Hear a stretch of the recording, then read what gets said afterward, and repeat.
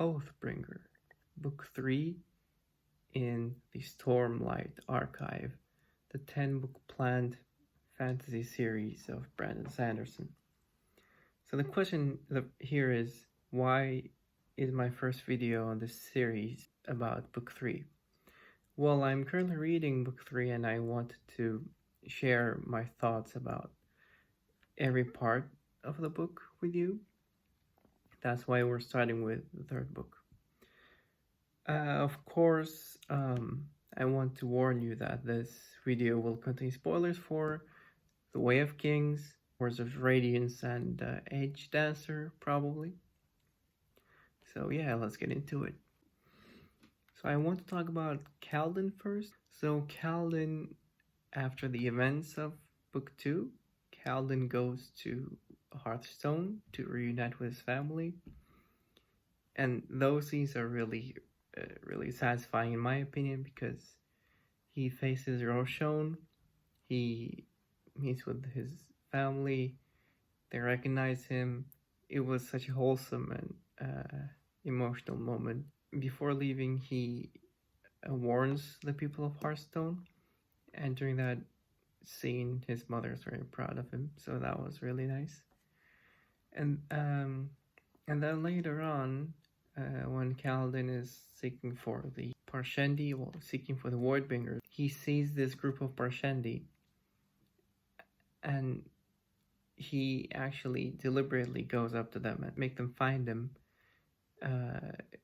Then they have him captive. We see our first Voidspren in this book. Well, in this book. It's yellow. It's like a yellow golden ribbon, and this Voidspren guides the Parshandi. It tells them where to go, what to do, etc. At the end of their journey, they reach Revelar, which is a city made by the Parshandi. They have some humans enslaved in there, and then we see what they have been doing during all this time. After the Everstorm, basically they're gathering everyone to prepare a bigger attack. So this book is about Dalnar Kholin. As you know, every book has its own character. In book 1 we learn about Kaladin's backstory. In book 2 we learn about Shalon's backstory. And in book 3, we learn about Dalnar's backstory. So when we, of course, we talk about Dalnar, we should mention the So the story here is that Dalnar in the past sought old magic in order to alleviate his pain after his wife's passing. Whenever his deceased wife's name is mentioned, he's not able to hear it. He just hears this just this signal noise, this white noise. As the story progresses, we learn that Dalnar's wife's name is actually Evie, and she is an Eerie. So this raises the question, why does, after all this time, Dalnar remember his wife now? Maybe because of his bond with the Stormfather? We don't know yet. Well, I don't know yet. And Dalnar is working towards his main ultimate goal, which is to unite the people of Roshar to fight against the Parshandi, the Voidbringers. Well, I feel like part 1 mainly focuses on Shalon, because we see Shalon's progress in this part. Right before Yasna's arrival is announced in this part, we have this quote, which is, in fact, she was increasingly certain that between Shalon, Veil, and Radiant, she could deal with anything life could throw at her. So basically we see that now Shalon is ready to face everything from now on. We also see Shalon's inner struggle when she holds the blade. She remembers how she murdered her mother, and with this pain, she just couldn't. She can't hold the blade herself. That's why she creates this persona called Radiant. I think the largest chunk in this part goes to the lore and the information we gain and the questions we have. We find a new spren here in Eurythero.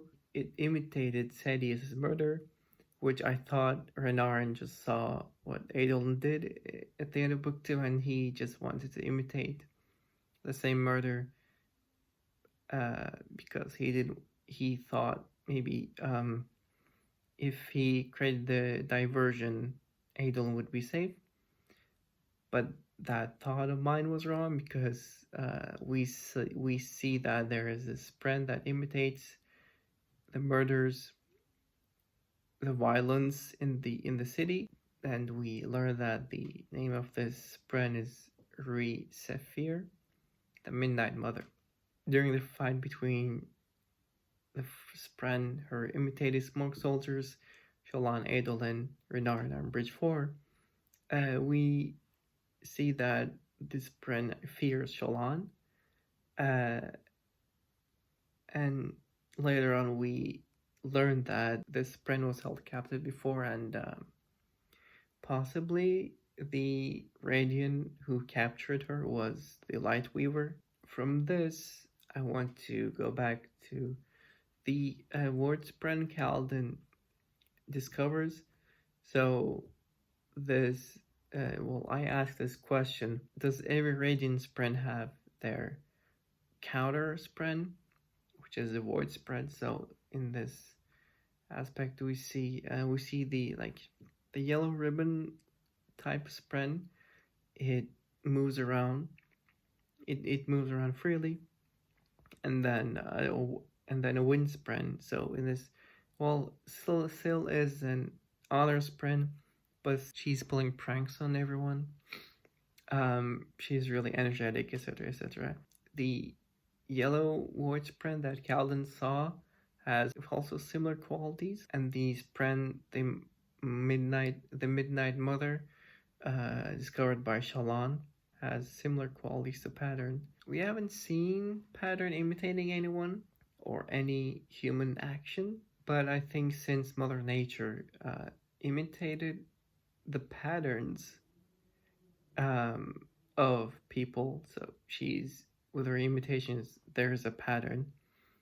I think that is the counterpart of Shalon's spren pattern. Dalnar finds Oathbringer thanks to the crew of Bridge 4. This brings a question: can Dalinar, or can any Radiant actually revive a spren or talk to a spren in a blade?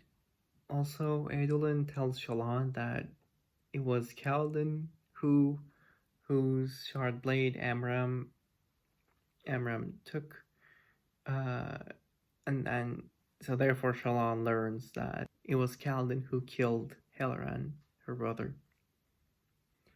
So we'll see where that goes. So these were the key points I wanted to touch upon in this video. So if you want to have a further discussion about the story only until part 1, then feel free to go and write your questions, write your thoughts in comments, and you follow me on Instagram. The links will be down below, also Goodreads. And at the end, don't forget to comment, like, and subscribe. I'll see you in the next video.